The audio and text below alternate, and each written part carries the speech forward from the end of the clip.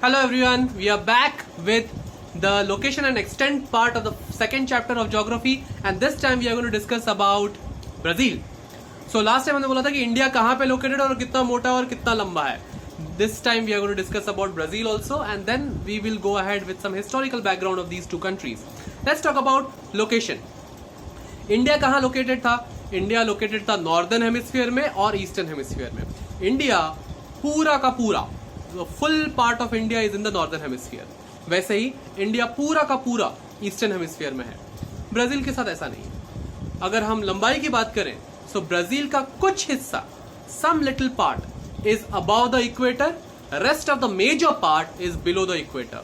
So Brazil lies in both the hemisphere, northern as well as southern, but ज्यादा कहां पे? Southern hemisphere. So some part of Brazil is in the northern hemisphere and the major part of Brazil is in southern hemisphere. That means Brazil के through कौन सा line pass हो रहा है? That means Brazil के through equator पास होता है. Northern part of Brazil से इक्वेटर पास होता है. सो that's the northern and southern hemisphere location of Brazil जो दोनों में आता है. बट अगर हम प्राइम मेरिडियन की बात करें तो ब्राजील पूरा का पूरा प्राइम मेरिडियन के वेस्ट रीजन में आता है. So hence Brazil is completely located in the western hemisphere. So now we can say that Brazil is in the western hemisphere and it is in north south hemisphere both. थोड़ा north ज्यादा south. ये था Brazil का location. कहाँ पे है, कितना बड़ा है, कितना मोटा है, इसके लिए हमें क्या चाहिए? Extent. Again we will be using latitude and longitudes. तो अगर हम ब्राजील की बात करें और ब्राजील के लैटिट्यूड्स की बात करें, नीचे से ऊपर या ऊपर से नीचे, चलो ऊपर से नीचे आते हैं, ब्राजील के लिए उल्टा है. ओके, ऊपर से नीचे आते हैं. तो Brazil topmost point Brazil's topmost point is roughly around 5 degree 15 minutes 5 degree 15 minutes in the northern hemisphere. Okay, northern hemisphere. ऊपर से धीरे धीरे हम नीचे आते हैं एकदम. ब्राजील का जो सदर्न मोस्ट टिप जब पहुंचते हैं तब हम सदर्न हेमिस्फीयर में पहुंच चुके हैं. तो ब्राजील का सदर्न मोस्ट पॉइंट जो है it is somewhere located around 33 degree 45 minutes south. 33 degree 45 minute south से लेके ऊपर तक जब हम जाते हैं it becomes 5 degree 15 minutes north. 5 degree 15 minutes north, 33 degree 45 minute south. ये हो गया नॉर्थ साउथ एक्सटेंट. अब हम देखते हैं east west extent.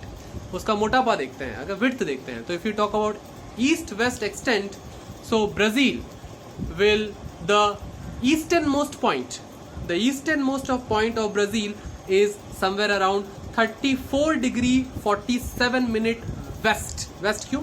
Western hemisphere में 34 डिग्री 47 मिनट्स वेस्ट से लेके 73 डिग्री 58 मिनट्स तक. 34 डिग्री 47 मिनट से लेके 73 डिग्री 58 मिनट वेस्ट तक वो आता है. So this is the north south and east west extent of Brazil. By the way, The capital of Brazil is Brasilia. The administrative, the political capital is Brasilia. हालांकि culturally उनका main जो city है वो रियो है, वो हम बाद में पढ़ेंगे. But administrative capital is in Brasilia. Okay, that we have to remember. जैसे इंडिया के नेबर हमने देखे थे वैसे ब्राजील के भी कुछ नेबर हम देख लेते हैं. You can see the map given in your textbook. So Brazil के नॉर्थ में, the north part of Brazil we can see on the map. There are countries like Guyana, French Guyana, Suriname, Venezuela and Colombia. So Colombia, Venezuela, Guyana, Suriname and French Guyana are located in the northern part. उधर से north से अगर हम waste की तरफ जाएं तो Brazil के वेस्ट में जो कंट्रीज आते हैं वो है Peru, majorly Peru, Bolivia, Paraguay. Peru, Bolivia and Paraguay. और साउथ में there are two important countries which are Uruguay and Argentina. So Uruguay, Argentina in the south, Paraguay, Bolivia and Peru in the east, Venezuela, Colombia, Guyana, French Guyana and Suriname in the north. So these are the three sides. Now we'll ask three sides क्यों? चौथा side क्यों नहीं? क्योंकि चौथा side Brazil में कोई देश नहीं है, वहां पे ओशियन है. कौन सा ओशियन है? Atlantic ocean. So we will find both part of the Atlantic Ocean, the North Atlantic Ocean and the South Atlantic Ocean towards the eastern part of Brazil. So Brazil के east में क्या है? Ocean. कौन सा ocean? Atlantic ocean. कितने part? 2 part, north Atlantic and south Atlantic ocean are located in the eastern part of Brazil. So that's the surrounding areas और the surrounding country and oceans of Brazil. India में कौन से oceans थे? South में कौन था? Indian ocean. East की तरफ कौन है? बे ऑफ बंगाल। वेस्ट की तरफ कौन है? अरेबियन सी। ये हम पहले से पढ़ते आ रहे हैं। और इंडिया के नेबर्स भी हमने देखे थे last time, north, west, east and south में कौन कौन नेबर थे।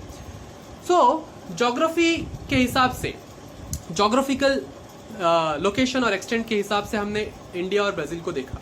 Let's go to a small bit of history, ज्यादा डिटेल नहीं but small bit of history about India and Brazil. So India around 150 years, at least around 150 years तक we were under the colonial rule of British power. So British power ने हमारे ऊपर राज किया लगभग 150 साल तक। उसके बाद 1947 में हमें आज़ादी मिली और 1947 से लेके अब तक हमने काफ़ी प्रॉब्लम का सामना किया, famine, floods, cyclones, natural phenomenas and some man made like war and all, सबका सामना करने के बावजूद India can be considered as one of the top most economies in the world today. We are definitely a developing country and we are moving ahead in the developmental graphs. हमारा population काफ़ी young है। India में शायद दुनिया के सबसे ज़्यादा young population पाया जाता है as far as percentage is concerned and also definitely as far as number is concerned. So India's average age is very young and that's the reason why India is a very very powerful market, attractive market for all the countries in the world. So India, yes, we had a difficult past but now we are moving ahead in the world map and we are doing our best. जैसे India Britishers के rule के under था 150 साल तक, वैसे ही Brazil Portuguese के rule के under था फॉर अराउंड 300 इयर्स। तो 300 साल तक पोर्चुगीज ने ब्राजील के मेजर एरियाज पे, रेसिडेंशियल एरियाज पे राज किया और उसके बाद 1822 में ब्राजील को आज़ादी मिली। Okay, so long back 1822 Brazil became independent. However there is a long regime of populist military rule. So military का राज था लगभग 1935 इज इट, या 1930 से लेके 1985 तक, 1930 से 1985 तक वहाँ पे मिलिट्री राज था, जो पॉपुलिस्ट गवर्नमेंट था, जो which is not democratically elected and under the rule of military.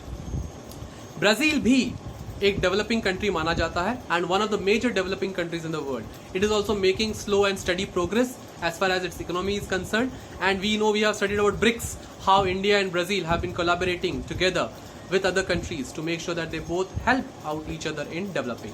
So this was an introduction of the second chapter, or rather the entire syllabus, what we are going to see going ahead. So going ahead, we will keep on comparing the geographical features of India with respect to the geographical features of Brazil. Fine, do read this chapter well.